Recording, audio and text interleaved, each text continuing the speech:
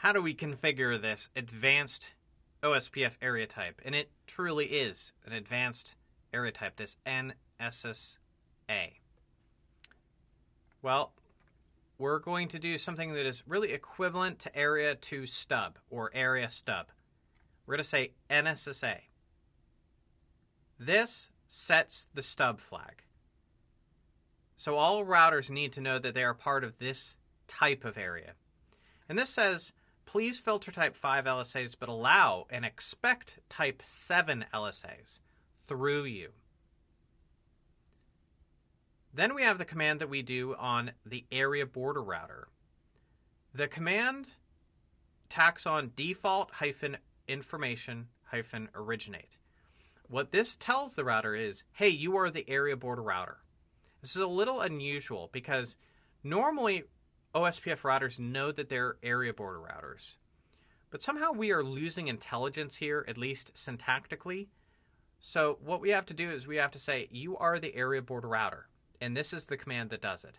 So you would only do this. You would only tell the router, please inject the type 3 inter-area default route. You'd only do this on the area border router. So let's do this. If we're in our environment, we need something to redistribute in area 567. Now, right now, area 567 is a totally stubby area. It isn't the not-so-stubby area variety.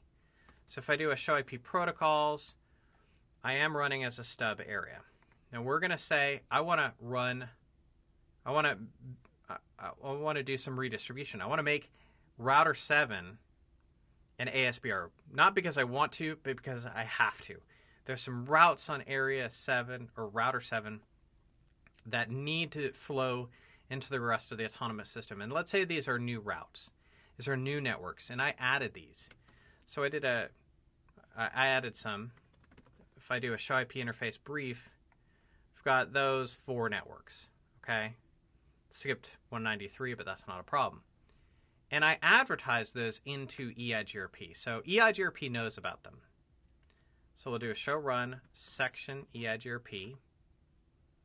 And we'll have some network commands that have injected those into the routing protocol. I probably didn't need the top network command, but it's not messing with me, okay? So what I want to do is this. I want to take what are EIGRP routes, and EIGRP does have this in its in its show IP EIGRP topology. It's got these routes. I want to take those EIGRP chunks of data, information about our network, prefixes, and I want to redistribute them. Let's see what happens. I'm still in a totally stubby area. I say redistribute EIGRP 100, says take in everything from EIGRP, redistribute it. Subnets is a necessary keyword. We'll teach you that in a redistribution discussion. But it tells me, whoa, let's read this one. ASBR with a valid area. Router is currently an ASBR while having only one area, which is a stub area. Great. It's very verbose in what it's telling us. So what we're going to do is this. We're going to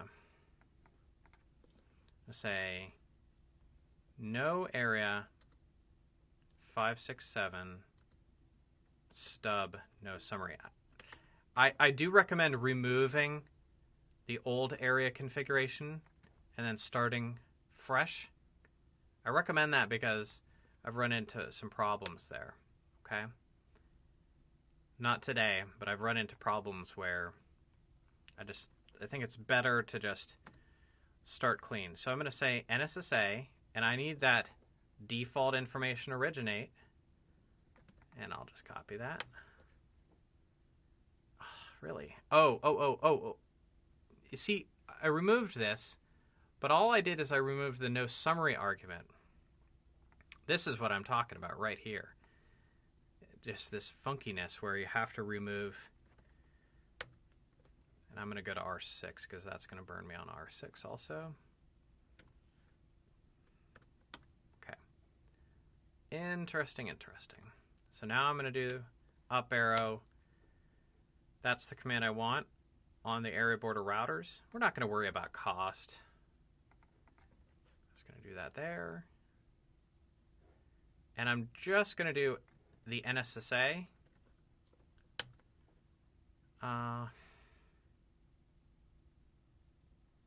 No, area 567, stub, up arrow, reform adjacencies because now the stub flag is matching, and the redistribute command is allowed. So it's going to be really interesting.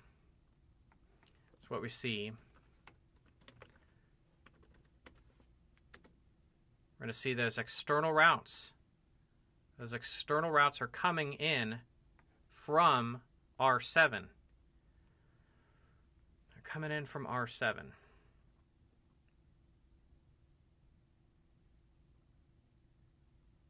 Okay.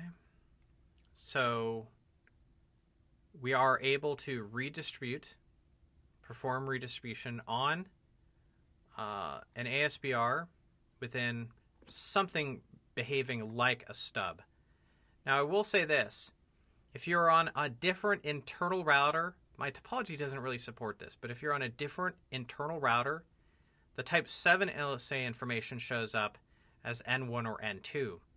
But once it gets to the area border router, it switches itself over to E1, E2.